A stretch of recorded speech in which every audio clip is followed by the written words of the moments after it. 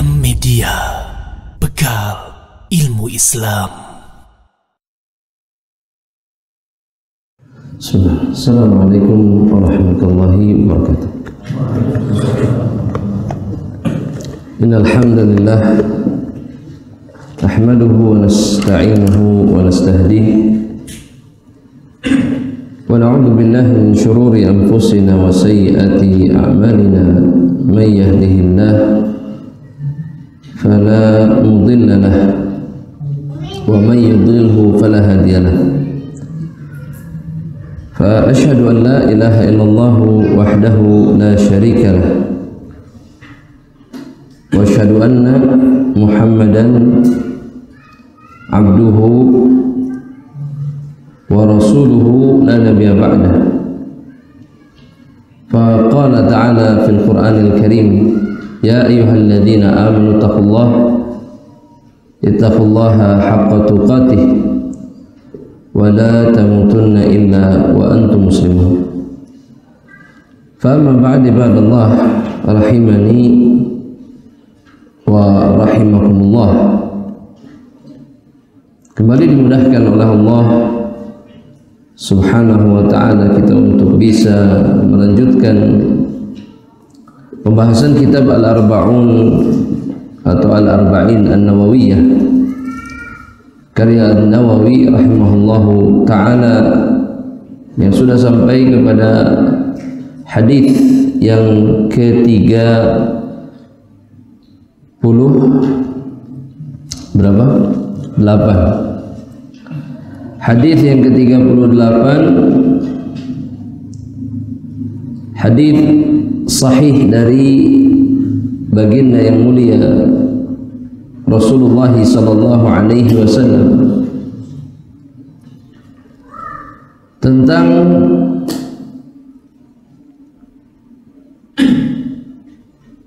para wali Allah Subhanahu wa ta'ala, di mana Rasulullah SAW meriwayatkan dari Rabbnya, yakni beliau menyampaikan kalamullah yang sering disebut dengan hadis qudsi kemudian,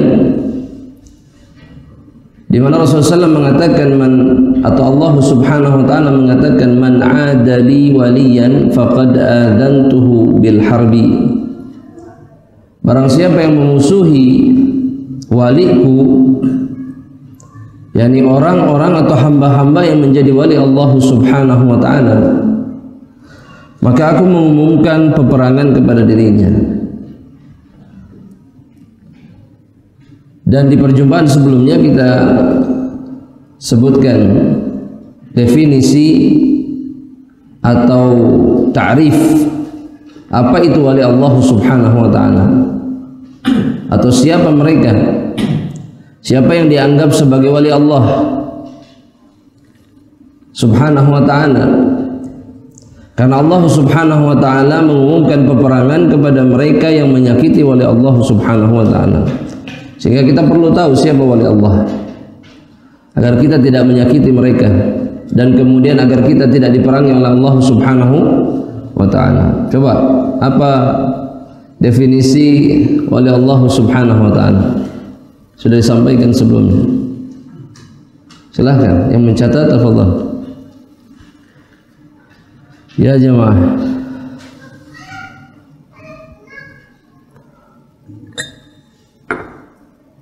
ini yang hadir baru semuanya. Pertemuan sebelumnya tidak hadir. Fadhal ya Ali, fadhal ya akhi. Wali secara bahasa adalah an-nasir, penolong, al-qaribu yang dekat, al-muhibbu yang dicintai. Secara syar'i adalah mereka yang disebut ahlul iman, bertakwa kepada Allah dan selalu merasa diawasi oleh Allah. Ahsan, barakallahu fiik. Dan kemudian para ulama mengatakan lahumus sifat, dan para wali Allah Subhanahu wa ta'ala itu punya sifat. Selain mereka memiliki hakikat, mereka orang-orang yang beriman kepada Allah Subhanahu wa ta'ala, ya, bahkan kalau dalam ayat disebutkan bertakwa kepada Allah Subhanahu wa ta'ala. Tapi ada sifat-sifat yang melekat atau yang bisa kita jadikan ciri bahwa mereka adalah wali Allah Rabbul Alamin. Para ulama mengatakan bahwa sebagaimana yang disabdakan oleh Rasulullah sallallahu alaihi wasallam dalam beberapa riwayat ya yang sahih, bahwa mereka-mereka yang disebut wali Allah Subhanahu wa taala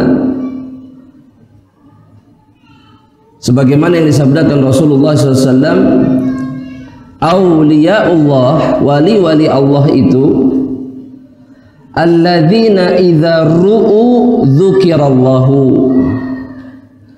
wali-wali Allah itu adalah orang-orang yang jika dilihat, diperhatikan gerak-geriknya atau perbuatannya, itu membuat Allah diingat oleh kita.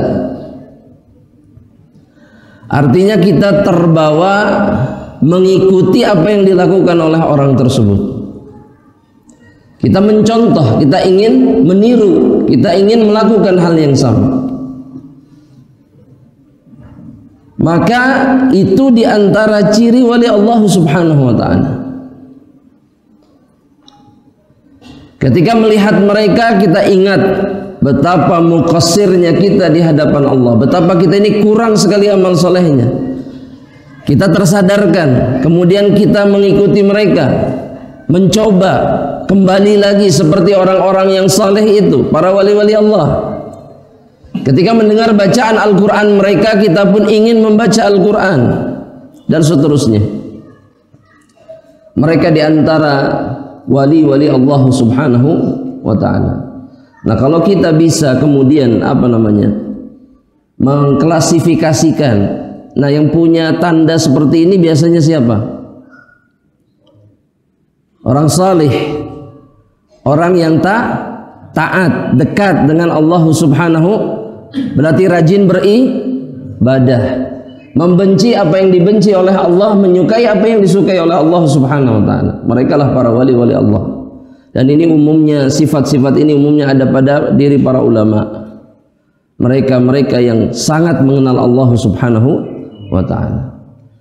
Sehingga kita saksikan bagaimana mereka-mereka yang menyakiti, bahkan menfitnah, berdusta kepada atau mendustakan para ulama, maka mereka hancur, mereka dibinasakan oleh Allah Subhanahu wa ta'ala. Makanya para ulama mengatakan, ada istilah di kalangan mereka, ya, damul ulama au dima'ul ulama masmumah. Darahnya para ulama itu beracun. Kenapa mereka mengatakan seperti itu? Karena yang menyakiti para ulama, mereka akan diperangi oleh Allah Subhanahu wa ta'ala. Mereka akan hancur sebagaimana hancurnya manusia-manusia yang meminum racun. Mati mereka, binasa, hancur, menderita, sengsara. Sehingga kita tidak boleh menyakiti mereka. Ini yang pertama, ahibati fillah wa ikhwani fiddin. Kemudian yang kedua, para wali Allah Subhanahu wa ta'ala itu sifat atau cirinya, itu mereka dekat dengan satu kitab. Dekat dengan satu kitab. Kitab apa kira-kira? Al-Quran Al-Karim. Al-Quran Al-Karim. Pertanyaannya kenapa? Kenapa mereka yang dekat dengan Al-Quran Al-Karim itu berhak atau merupakan ciri di antara ciri-ciri para wali Allah Subhanahu wa ta'ala? Apa alasannya? Ya Allah jamaah, silahkan sebutkan apa alasannya.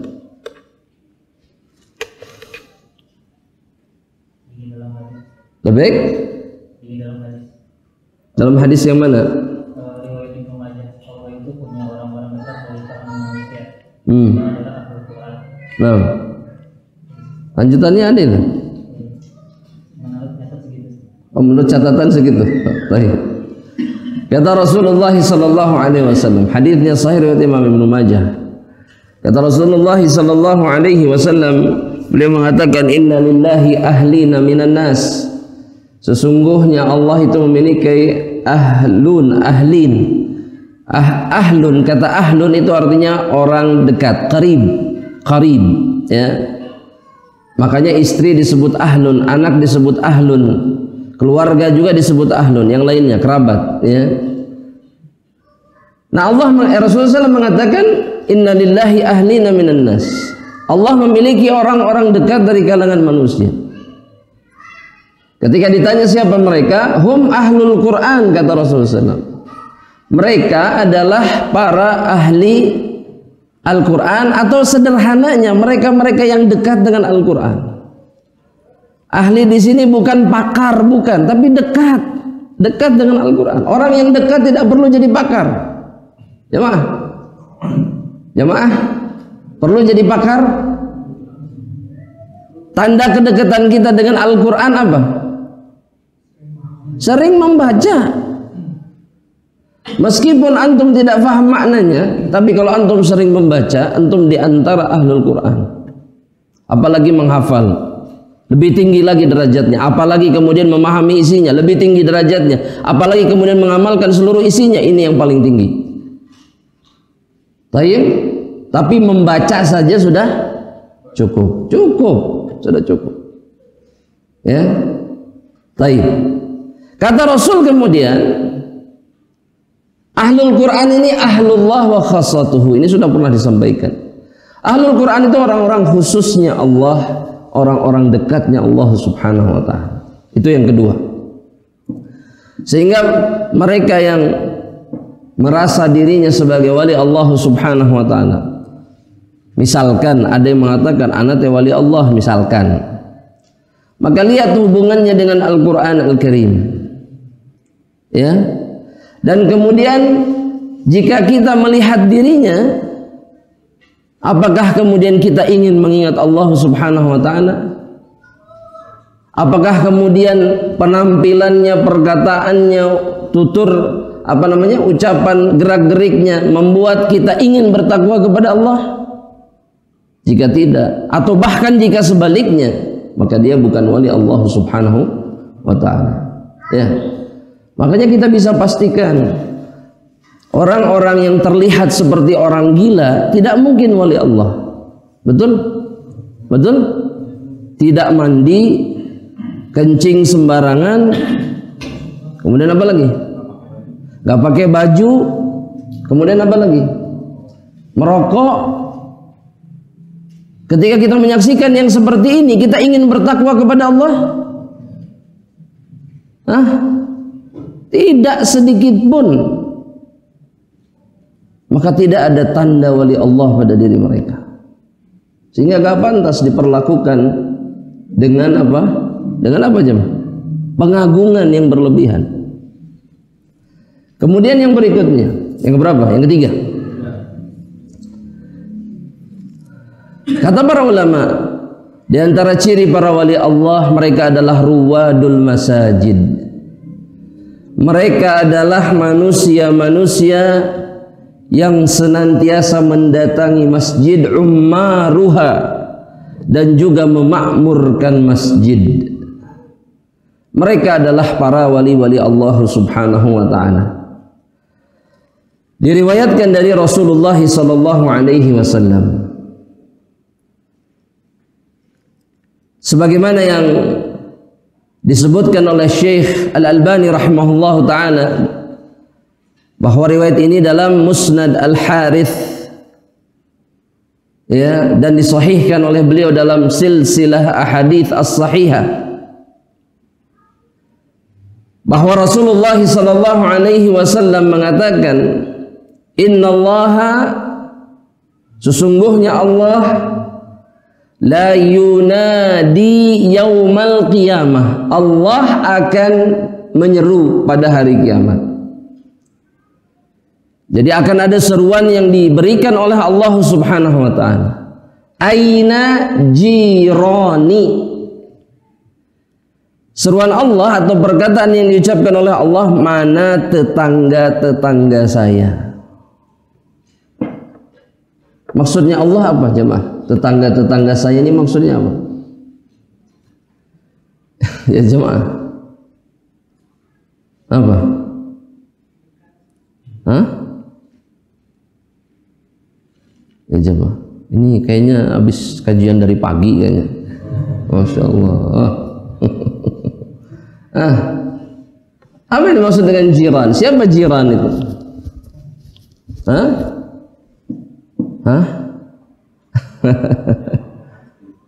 Bukan. Jiran itu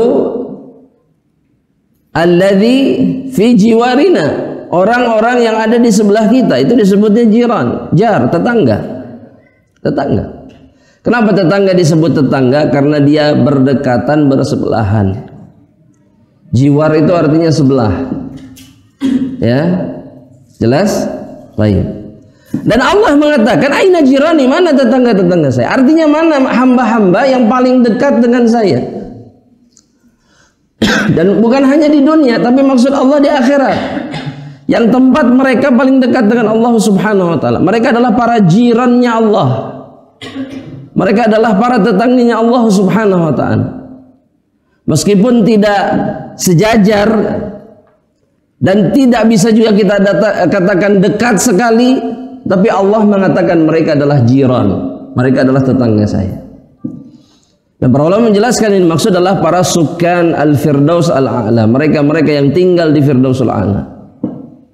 Ya, Allah bertanya, menyeru, aina jirani, 2 kali diulang oleh Allah Subhanahu wa taala. Maka para malaikat menjawab, Rabbana wa man yanbaghi an yujawiraka.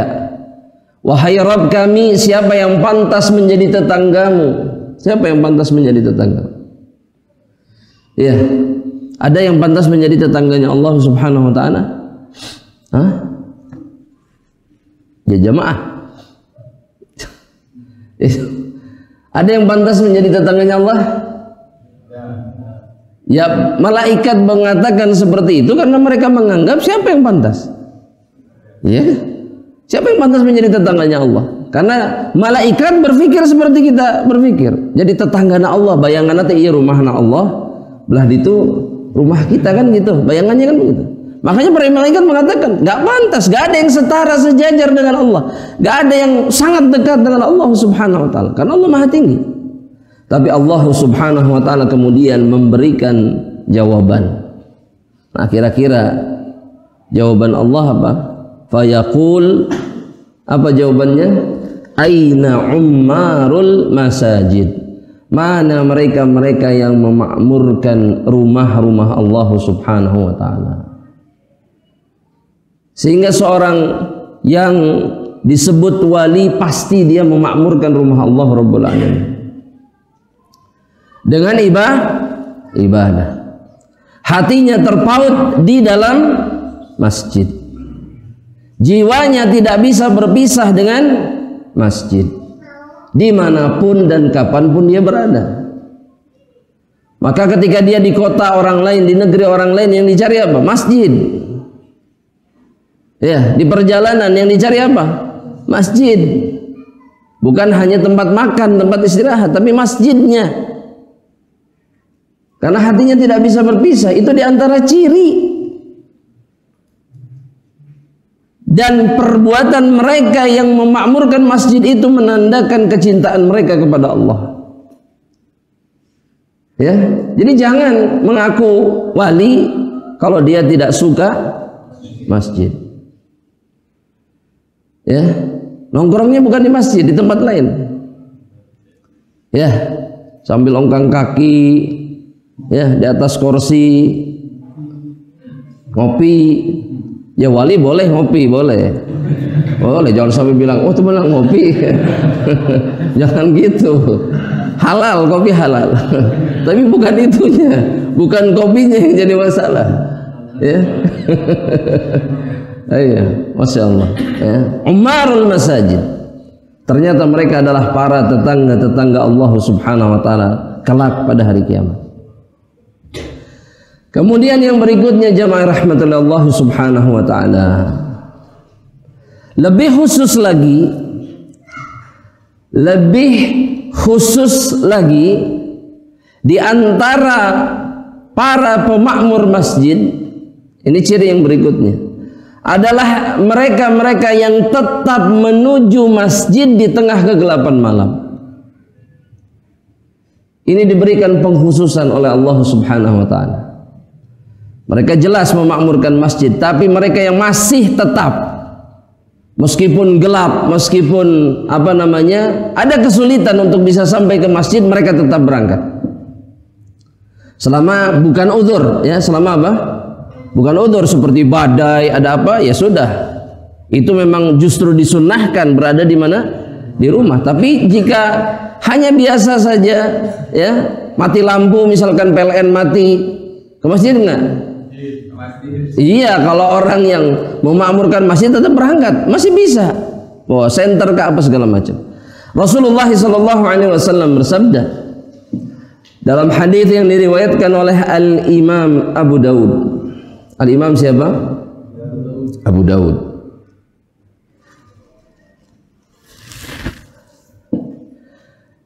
Al-Imam Abu Daud meriwayatkan dari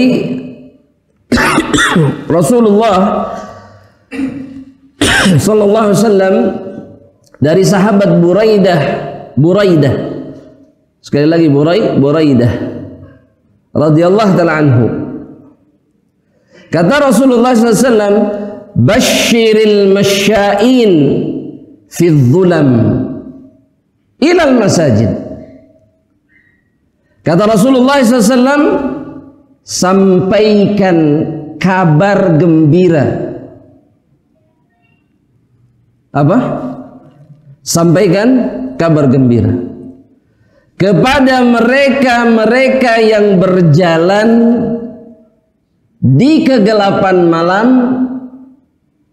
menuju rumah-rumah Allah Subhanahu wa ta'ala.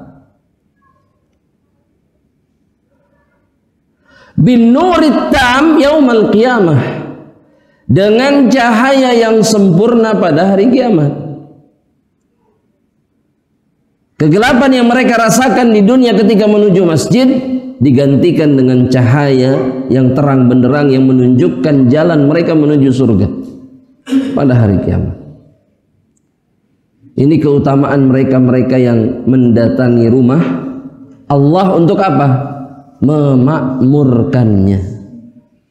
Jadi semestinya rumah Allah itu tidak sepi kalau wali-wali Allah itu banyak.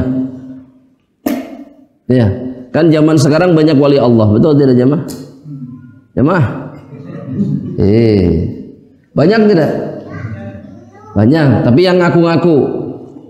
Tapi mudah sebetulnya melihatnya. Lihat rumah Allah penuh tidak?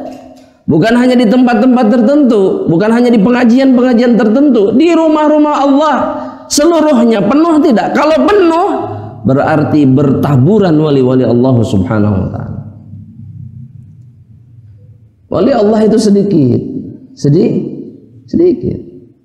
Buktinya apa? Kalau kita mau bukti, buktinya apa? Yang memakmurkan masjid cuman sedikit. Ya, betul tidak ini? Dan mudah-mudahan kita termasuk di antara mereka, betul? Amin. Caranya dengan memakmurkan masjid dengan sholat. Sholat apa? 5 waktu atau beberapa waktu saja? 5 waktu. Terus? Ayo jamaah, apa lagi? Thalabul ilm. Terus?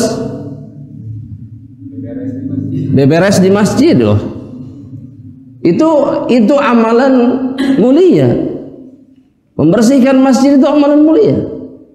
Bahkan Nabi kehilangan seorang yang biasa membersihkan masjid, bahkan marah kepada sebagian sahabat yang lain ketika ternyata beliau tidak dikabarkan tentang kematian. Berarti orang ini mulia di sisi Rasulullah SAW. Sampai dicari-cari sama Rasul. Iya, itu para marbot itu manusia-manusia mulia.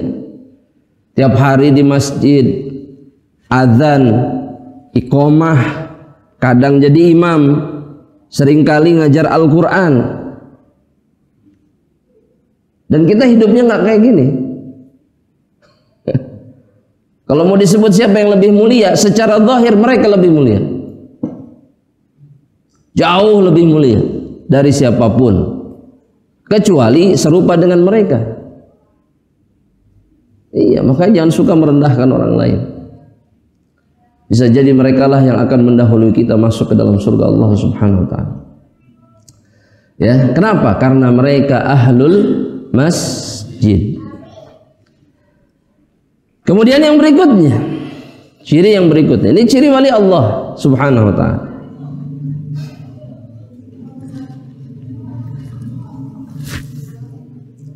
Wali Allah itu adalah orang-orang yang tawadhu'. Orang-orang yang apa jemaah? Tawadhu'. Bukan orang sombong. Karena Allah Subhanahu wa taala hanya akan meninggikan derajat manusia-manusia yang tawadhu'. Perasaan pernah dijelaskan ya tentang tawadhu', betul? Pernah. Pernah enggak jemaah? Jemaah? Wallahu, karena silih berganti jamaahnya, kadang datang, kadang enggak, kadang enggak sama sekali. Iya, makanya catatannya kalau bahasa ininya mah ancelok-ancelogan. Ya. Bahkan bisa jadi hilang semuanya, nggak apa-apa. Yang penting tetap datang ke kajian, betul? Tapi nyatat ya. Dan catatannya jangan hilang. Baik. Sahabat yang mulia Umar ibn al-Khattab radhiyallahu taala anhu. Jadi ini sebuah riwayat yang mauquf kepada beliau yang diriwayatkan oleh Imam Ahmad. Tapi sebagian ulama menghukuminya sebagai hadis marfu' karena apa yang disampaikan itu adalah informasi yang sepatutnya selayaknya disampaikan oleh Rasulullah sallallahu alaihi wasallam. Maksudnya beliau dapat dari Rasul, nggak mungkin ijtihad beliau sendiri. Jelas? Dan riwayat ini sahih. Riwayat ini sahih. Kata Umar ibn al-Khattab radhiyallahu taala anhu, beliau mengatakan, yaqulullahu ya tabaraka wa ta'ala. Allah Ta'ala berfirman.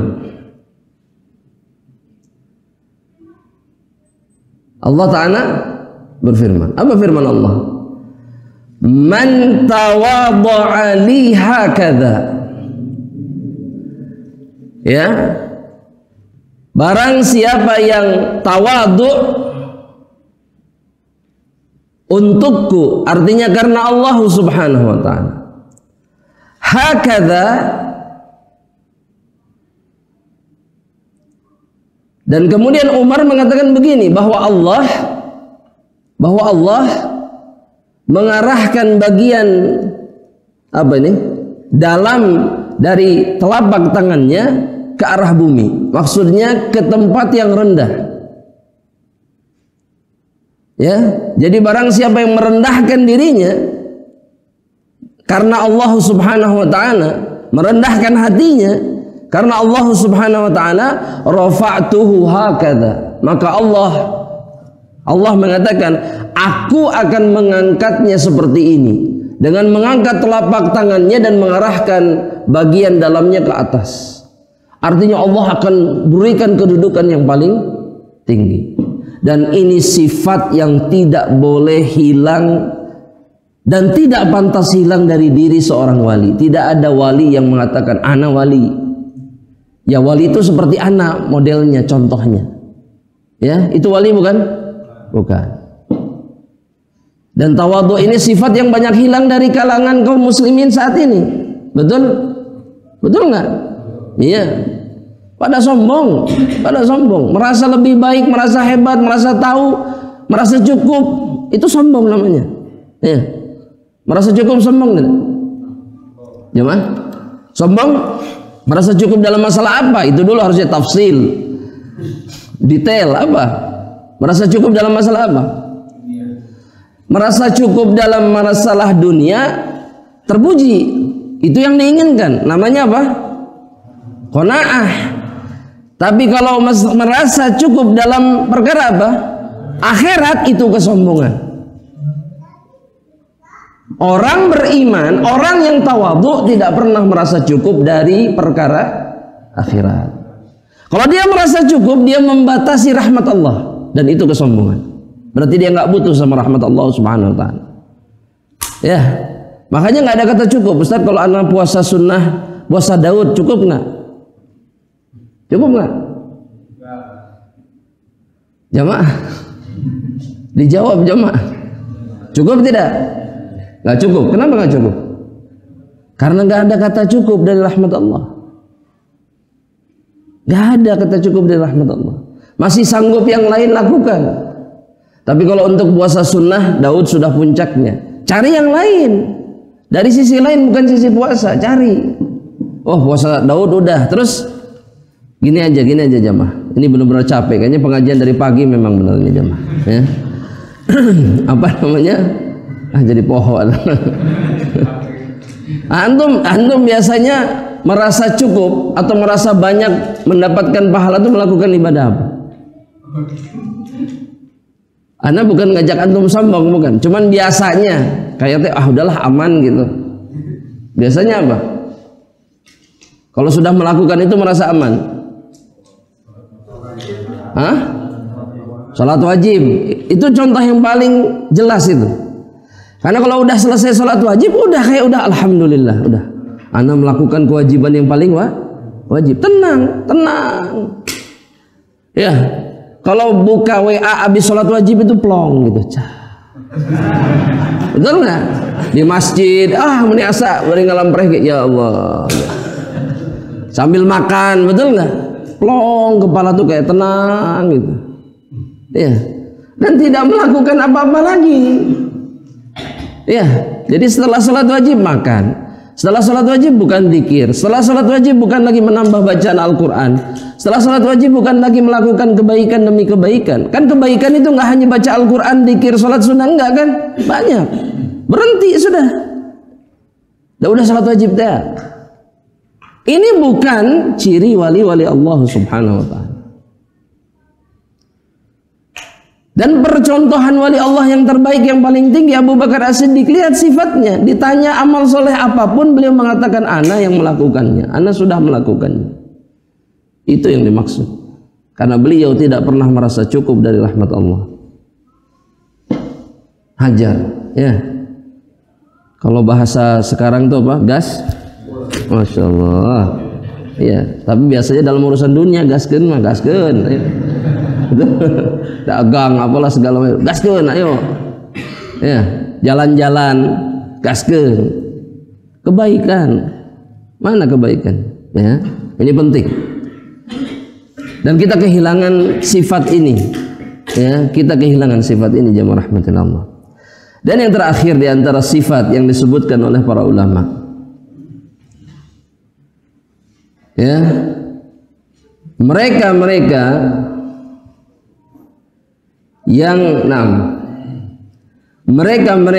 yang merupakan wali Allah Subhanahu wa ta'ala itu bisa kita lihat dari usaha mereka untuk husnul khatimah.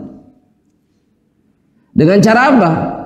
Jadi kalau wali Allah itu kelihatan bahwa mereka ingin mati di atas kebaikan, di atas akhir yang baik. Bisa kita lihat dari apa? Keistiqomahan mereka mempertahankan amal saleh. Karena memang Nabi kita Muhammad sallallahu alaihi wasallam, ya, itu bersabda, jamaah rahmatullah Allah Subhanahu wa taala, sebagaimana diriwayatkan oleh Syekh Al-Albani rahimahullah taala dalam kitabnya Ahkamul Janaiz, ya, dan beberapa imam yang lainnya. Kata Rasulullah sallallahu alaihi wasallam, Rasulullah mengatakan, man qala la ilaha illallah, barang siapa mengatakan apa? La ilaha illallah, dakhalal, bukan itu hadisnya, ibtigha'a wajhillah, dengan mengharapkan wajah Allah, ikhlas maksudnya, khutima lahu biha dakhalal jannah, dan kemudian Allah mengakhiri hidupnya dengan kalimat itu, maka dia masuk surga. Para ulama menjelaskan akhir yang indah di atas kalimat la ilaha illallah tidak akan terjadi kalau kalimat itu bukanlah kalimat yang selalu ada di atas atau di dalam lisan seseorang. Ya, nggak mungkin, nggak mungkin. Ya, kalau kata-kata yang ada di mulutnya istilah-istilah pekerjaan, istilah-istilah keseharian, istilah-istilah gaul, gaskeun, gaspol, ini itu, maka itu yang akan jadi akhirnya. Oh, jangan dianggap biasa, jangan dianggap remeh. Apalagi kata-kata kotor yang setiap hari keluar, setiap saat keluar. Allah bisa mengakhiri kita di atas kalimat-kalimat buruk seperti itu, waliyadzubillah. Adapun yang la ilaha illallah adalah yang senantiasa menjaga kalimat ini.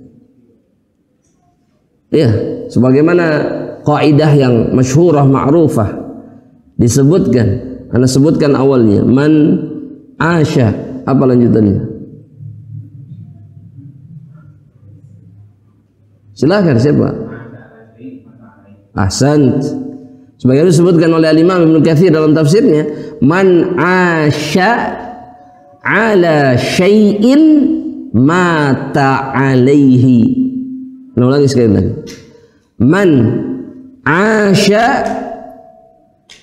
ala syai'in mata alaihi. Barang siapa yang hidup di atas satu kebiasaan, maka dia akan mati di atas kebiasaan tersebut.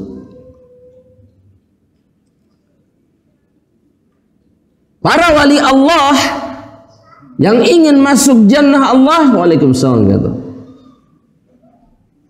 maka mereka akan senantiasa hidup di atas kebaikan. Agar apa? Agar matinya di atas kebaikan itu. Makanya nggak cukup amal soleh itu sebulan sekali, ya, atau semangat 3 bulan, prenya 9 bulan, sisa tahunnya pre. Oh, ini nggak akan menjadi, misalkan amal solehnya yang dipilih sholat tahajud misalkan 3 bulan, sisanya nggak, ini nggak akan mati dalam keadaan sedang tahajud. Tapi mereka yang senantiasa mendawamkan tahajud, bahkan mungkin sepanjang hidupnya, mati di atas, meskipun dalam keadaan sedang sakit. Kan kita tahu saudara kita yang seperti itu, jemaah rahmatullah. Betul nggak? Ya, berapa tahun yang lalu beliau wafat, mati sedang apa? Sedang sholat tahajud. Kok bisa begitu? Kebiasaan beliau itu. Man asya ala syai'in mata alaihi. Barang siapa yang hidup di atas sesuatu, maka dia akan mati di atas kebiasaannya itu. Belum selesai hadis Nabi Muhammad SAW. Kemudian kata Rasulullah SAW, man shama yauman, dan barang siapa yang puasa satu hari. Di sini nggak disebutkan Ramadan kah atau puasa sunnah kah. Tapi Nabi Muhammad SAW mengatakan, man shama yauman ibtigha'a wajhillah khutima lahu biha dakhalal jannah. Barang siapa yang puasa satu hari karena Allah dan dia kemudian mendawamkan terus, misalkan ayyamul bid bertahun-tahun nggak lepas, misal, atau Senin Kemis misalkan, khutima lahu biha, dan Allah akhiri kehidupannya di atas amalan tersebut, dakhalal jannah, maka dia akan masuk surga. Begitu juga dengan amal soleh yang lainnya. Sehingga para wali Allah itu sibuk mempertahankan amal soleh. Pilih aja, pilih. Yang wajib nggak usah ditanya, wajib itu bukan pilihan. Tapi amal selain itu pilihan kita, dan istiqomahlah di atasnya. Agar apa? Agar kita mati wafat di atas kebiasaan tersebut, amal soleh tersebut. Ya, kalau antum pengen mati dalam keadaan apa? Gak ada harapan untuk mati dalam keadaan apa? Ada harapan? Ada. Apa harapan? dalam keadaan sholat. Ada lagi yang lain. Ketaatan kepada Allah ini luas sekali. Pilih ketaatan apa? Ingin mati dalam ketaatan seperti apa? Pilih aja. Ya Allah, ini susah banget kayaknya jemaah. Ya. Hah? Baca Quran, terus sedang sujud, saum, sedang apa lagi? Sedang haji, sedang umrah, atau sedang berada di Mekah atau di khususnya Madinah misalkan. Terus apa lagi? Sedang zikir, terus bermajlis, membantu sesama dan seluruh kebaikan yang lainnya. Tapi jika tidak menjadi kebiasaan, tidak istiqomah di atas kebiasaan baik tersebut, jangan berharap banyak. Karena Allah hanya akan mewafatkan seseorang di atas kebiasaannya. Ya, mancing, ya mancing. Ngagelepak weker mancing teh. Apa sih istilahnya kalau dapat ikan tuh? Ada istilah khusus nggak? Strike, stroke terakhir. Meninggal. Iya. Pas motor, wah lagi udah gas, jeger, mati. Ya, lagi main musik. Banyak yang mati sedang main musik? Banyak. Dan itu kematian yang sangat buruk, wallahi. Alhamdulillah. Ya. Beda kan kalau kita dengar orang mati sedang main musik dengan orang meninggal sedang beda nggak? Beda. Pengen jadi yang mana? Bahkan teman-teman musisi temannya itu nggak mau mati kayak gitu. Anda tahu orang-orang yang seperti itu. Temannya mati pas lagi main musik, mereka serem sendiri. Padahal ini molotot cenah. Kejat segala macam. Alhamdulillah. Tapi coba yang sujud, ya Allah, yang terbaring sedang baca Al-Quran, ya. Dan mudah-mudahan kita seperti itu insyaallah taala. Kita lanjutkan jemaah rahmatullah. Ya, hadis dari Rasulullah SAW, hadis yang ke-38. Ya, penggalan berikutnya, wa ma taqarraba ilayya 'abdi bi syai'in ahabba ilayya mimma aftaradtu 'alaihi. Kata Rasulullah SAW bahwa Allah Subhanahu wa taala mengatakan, tidaklah hambaku mendekat kepada diriku dengan amalan yang lebih aku cintai dari apa yang aku wajibkan kepada mereka. Maksudnya Allah paling suka jika hambanya mendekat dengan perkara yang wajib bukan yang sunnah, yang wajib. Itu yang paling dicintai oleh Allah Subhanahu wa taala. Karena sebagaimana yang diingatkan oleh Syekh Abdul Razak hafizahullah taala, beliau mengatakan banyak sekali manusia yang mendahulukan yang sunnah di atas yang wajib. Dan ini kesalahan yang sangat buruk. Yang sunnah terjaga, tapi yang wajib rusak. Banyak. Yang semestinya yang wajib dulu dijaga, baru kemudian yang Karena yang sunnah tidak bisa berarti banyak jika yang wajibnya rusak. Tapi sebaliknya, kalau yang wajibnya sempurna, maka tidak ada yang sunnah pun seseorang selamat. Paham maksudnya? Jadi nggak sholat sunnah, nggak puasa sunnah, nggak apapun, tapi yang wajibnya dijaga baik-baik, maka seseorang pasti masuk surga dengan cara seperti itu. Makanya Allah bilang, aku paling suka didekati dengan yang wajib, dan yang wajib banyak. Dan anak nggak mau nanya, coba sebutkan yang wajib. Kenapa? Coba alasannya anak nggak mau nanya jemaah. Takia ngahulang jemaah. Ngkatin wajib tadi. Bolak-balik gitu. Ya, pokoknya antum tahulah mana yang wajib. Lanjutkan lagi. Wa ma yazalu, kemudian abdi yataqarrabu ilayya bin nawafil. Dan tidaklah hambaku mendekat kepada diriku terus menerus dengan yang sunnah, dengan perkara yang mustahab, yang aku anjurkan tapi tidak diwajibkan. Hatta uhibbahu, ya, maka aku mencintainya. Jadi kalau kita yang wajib baik kemudian ditambah dengan yang, maka kecintaan Allah kepada hamba ini sempurna. Nah sekarang jemaah rahmatillah Allah subhanahu wa ta'ala, hadis ini kata para ulama ya, menunjukkan bahwa Allah punya sifat apa? Cinta, mahabbah. Allah punya sifat apa? Cinta, mahabbah. Sebagaimana Allah pun punya sifat al-bughdu, Allah juga punya sifat benci. Ya, dan itu wajib kita yakini. Sebagian makhluk mengatakan bahwa cinta dan benci itu adalah sifat kekurangan. Paham maksudnya jemaah? Orang kalau sudah cinta, hatinya teguh enggak?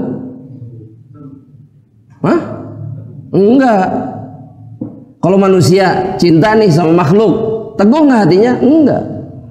Justru dia akan menjadi manusia yang sangat lemah. Betul enggak? Iya. Enggak dijawab salamnya, aduh nyut-nyutan hatinya. Aduh ya Allah. Gitu benar enggak? Kebaikan kita enggak dibalas, padahal kita sangat menyayanginya. Udah sesak nafas. Ya. Tinggal di Lembang ya, nggak pakai AC tapi harudang. Kalau begitu iya, di gunung ya, di manalah bukan nama harudang kesangan. Kenapa? Karena cintanya tidak berbalas. Orang yang punya cinta atau mencintai makhluk lemah. Begitu juga orang yang membenci. Kalau makhluk benci itu cenderung zalim. Tapi tidak dengan Allah, karena lillahil matsalul a'la. Allah punya sifat yang paling tinggi. Kalaupun cinta dan benci, laisa kamitslihi syai'un. Titik. Dan sekarang bayangkan Anda pengen kita tuh berpikir, makhluk saja kalau sudah cinta bisa melakukan apa saja. Bahkan sebagian orang mengatakan, oh ini orang kelewat cinta, kayak orang gila. Betul nggak? Karena apapun yang diminta, yang diinginkan, yang bisa membahagiakan sosok yang dicintainya, dia akan lakukan. Nah sekarang bayangkan Allah subhanahu wa ta'ala mencintai hambanya. Apa perbuatan yang akan dilakukan oleh Allah ketika Allah mencintai hamba-hambanya? Sudah, itu aja pikirkan dulu. Dan kemudian kita tidak mengejar cinta itu aneh. Padahal di dunia kita menghamba untuk mendapatkan cinta seseorang, merendahkan diri kita hanya agar ingin dicintai. Betul nggak? Makhluk sama-sama hinanya sama kita. Mau laki-laki mau perempuan sama-sama lemahnya, sama-sama kotornya, sama-sama banyak dosanya. Tapi kita rela melakukan apa saja. Lantas kenapa kita tidak melakukan segalanya untuk mengejar cinta Allah? Bagaimana Ustaz caranya? Ini dikasih tahu sama Allah. Lakukan yang wajib, lakukan yang sunnah.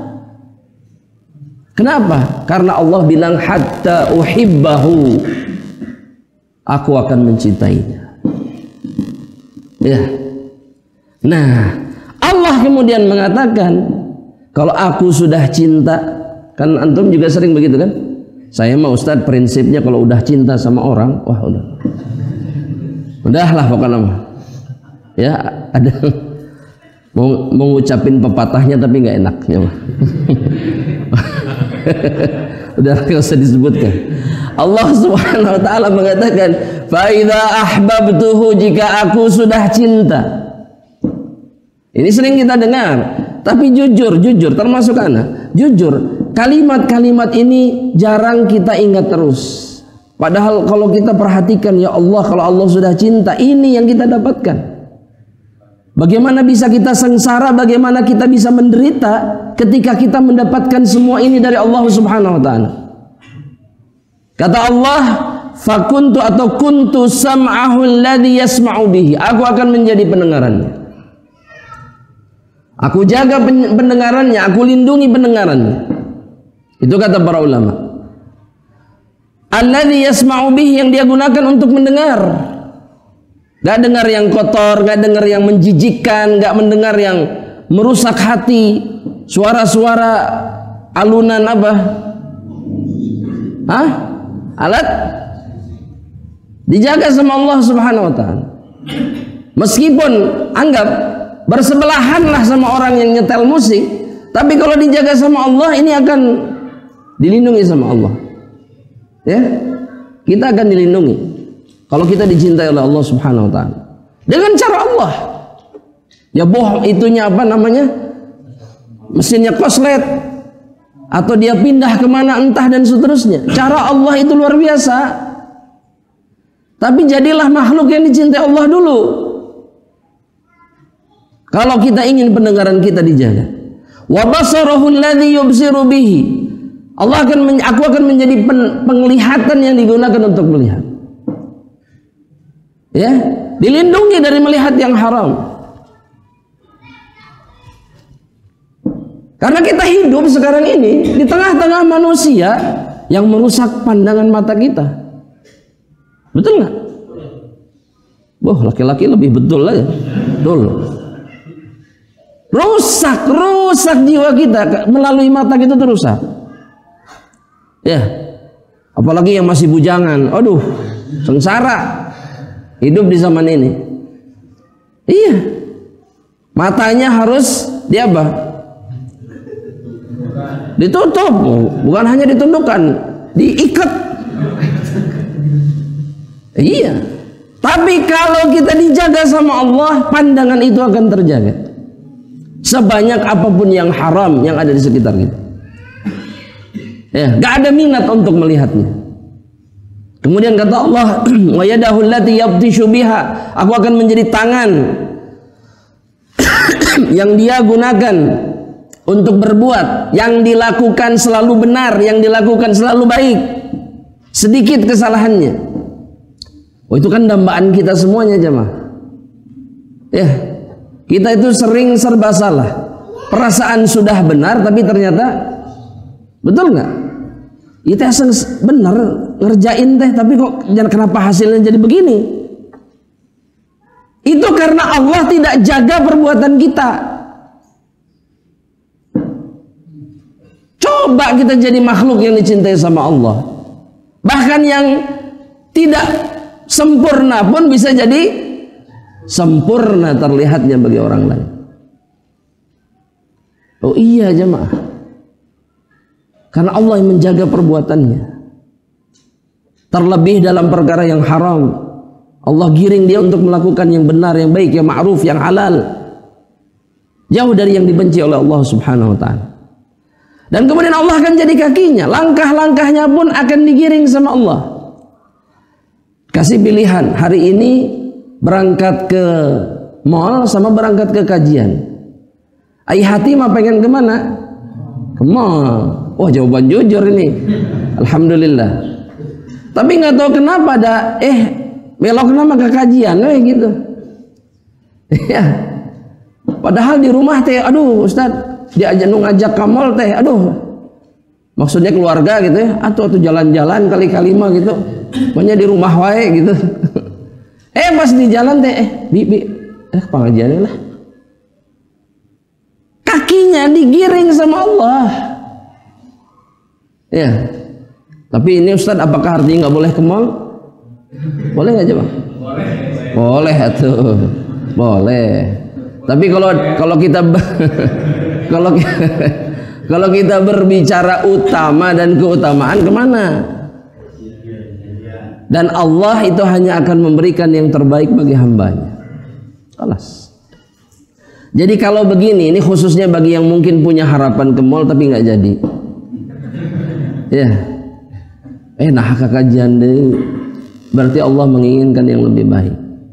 Berhusnudzon sama Allah. Terus kalau kita kemudian gak merasa tenang, damai di pengajian, ada yang salah. Karena kalau yang dicari ketenangan, kedamaian, disinilah tempatnya. Harusnya tenang, masalah selesai, beban pikiran hilang, harusnya. Tapi pas kalau pulang keluar pantau, nyut-nyutan deh, masih PR ini, masih PR. Astagfirullahaladzim. Nah, ya. Dan bukan hanya itu, Allah Subhanahu wa taala juga kemudian mengatakan, "Wala in sa'alani la'udiyannah." Jika dia meminta kepadaku, Allah menguatkan kalimatnya dengan dua penguat, lam taukid dan nun taukid, untuk menunjukkan bahwa aku pasti sungguh akan. Kalau mau diterjemahkan, pasti aku sungguh akan. Jadi benar-benar pasti, la'utiyannah, aku pasti beri permintaannya, pasti. Pasti. Gak ada keraguan di dalamnya. Ini janji Allah. Tapi bagi mereka yang dicintai oleh Allah Subhanahu wa taala. Jadi yang salah tuh kita. Kenapa Ustadz keadaan ana begini terus? Antum yang salah. Gemes. Bener. Mengeluhkan kesulitan hidup tapi nggak ngaca. Itu masalahnya. Benar, jujur. Ada satu,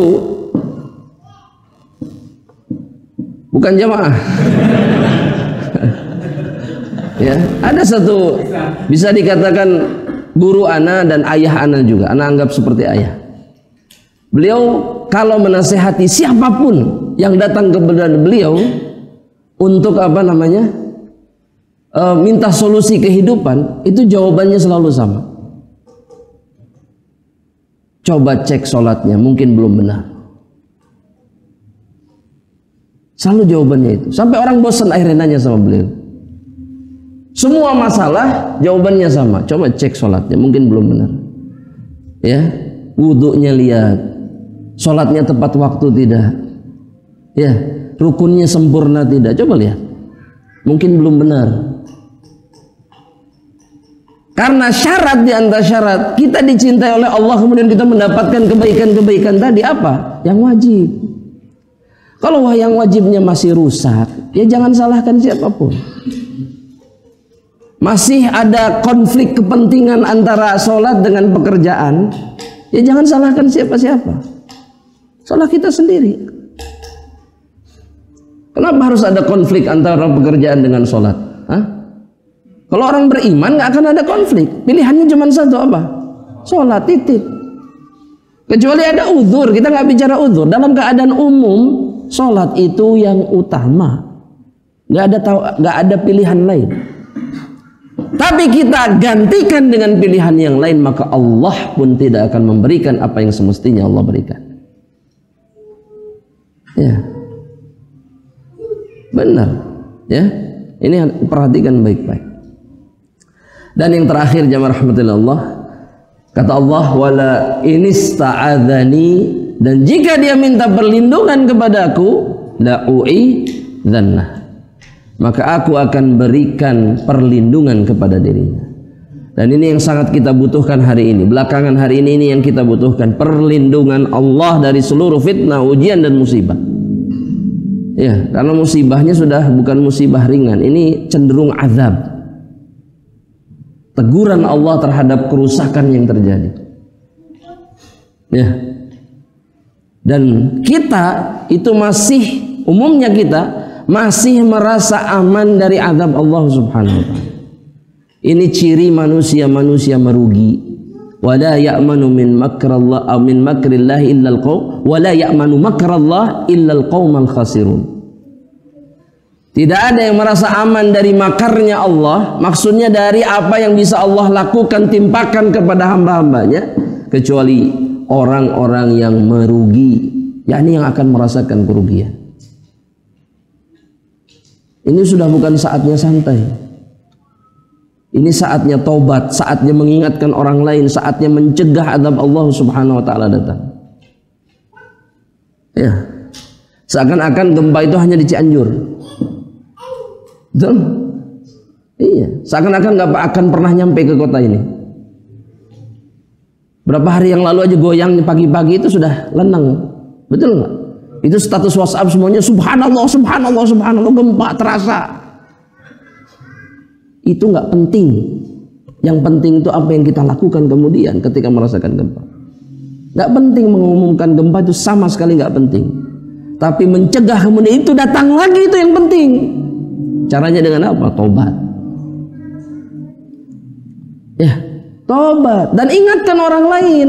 Jangan diam. Jangan memilih untuk diam saat ini. Semoga Allah menjaga kita semuanya jamaah. Baik, ini ujung dari perjumpaan kita. Kalau ada pertanyaan sebelum ditutup, Anda persilahkan. 1 atau 2 pertanyaan, boleh tafadhol. Silakan Pak. Assalamualaikum warahmatullahi wabarakatuh.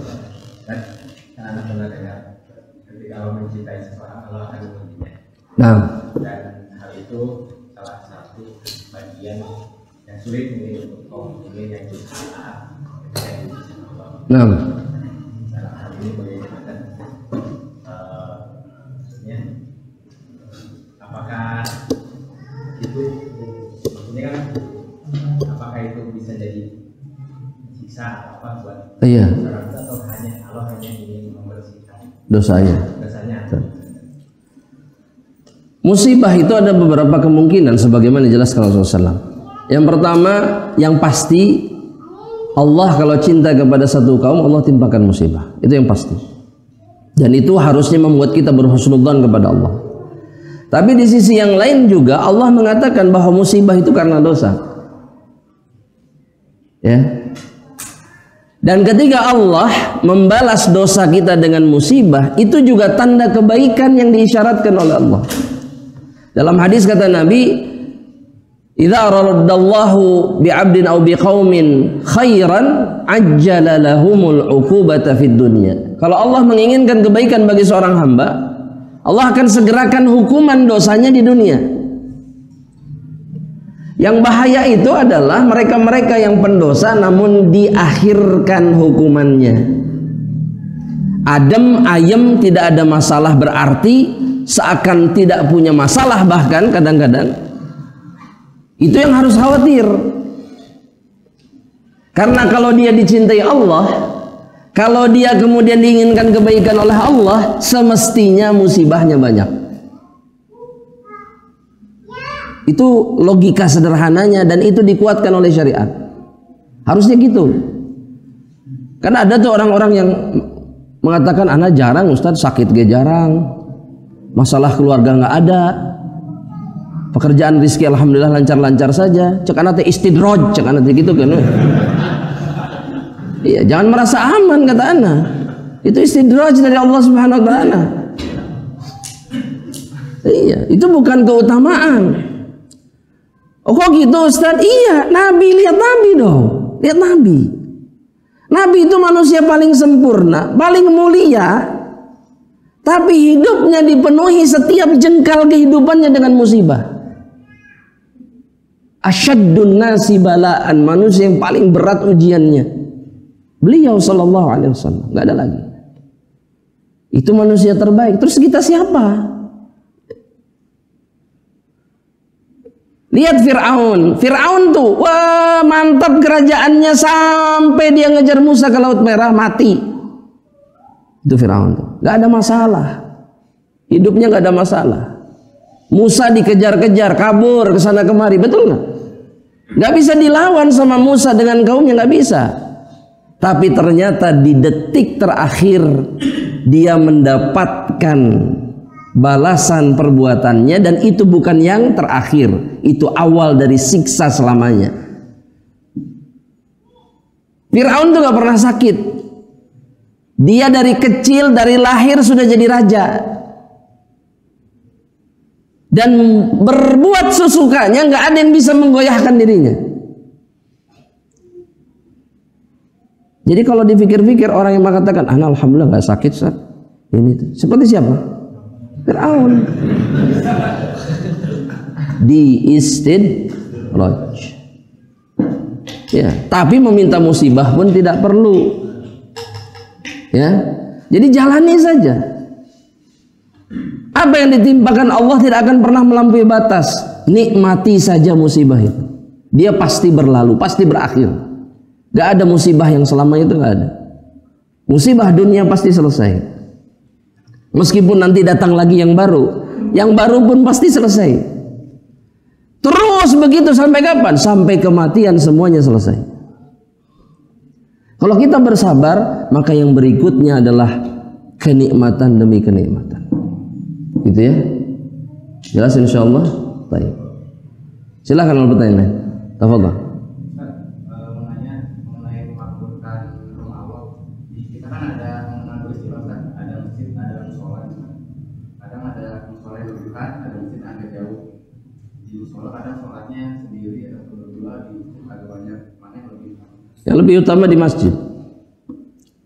Kalau ada masjid jami, maka yang lebih utama adalah di masjid. Karena musola itu umumnya tidak ada sholat Jumu'ah, meskipun boleh sholat berjamaah 5 waktu di situ boleh. Tapi dari sisi keutamaan mana yang lebih utama? Masjidul Jami. Itu yang jauh lebih utama. Yang ada Jumat di situ dan seterusnya. Jadi pilihannya begitu. Ya. Wallahu taala alam bissawab. Nah, silakan satu lagi. Sebelum diakhiri. Tafadhol. Jamaah, ini ibu-ibu gelap memang digelapkan bagaimana? Hah? Mati lampunya, Pak Ajo? Yang ibu mati lampunya? Oh, nggak dinyalain. Mungkin lebih khusyuk kalau gelap. Nah. Oh, masya Allah, masya Allah. Nah, barakallahu fiik. Nah, jamaah, nggak ada? Ahwat nggak ada mic? Oh, ada mic juga. Nah, masya Allah. Benar, ini pengajiannya dari pagi kayaknya memang. Masya Allah. Kalau tidak ada, kita akhiri perjumpaan kita di sore hari ini dengan doa kafaratul majlis. Subhanakallahumma wa bihamdika asyhadu an la ilaha illa anta astaghfiruka wa atubu ilaik. Assalamualaikum warahmatullahi wabarakatuh. Am Media, bekal ilmu Islam.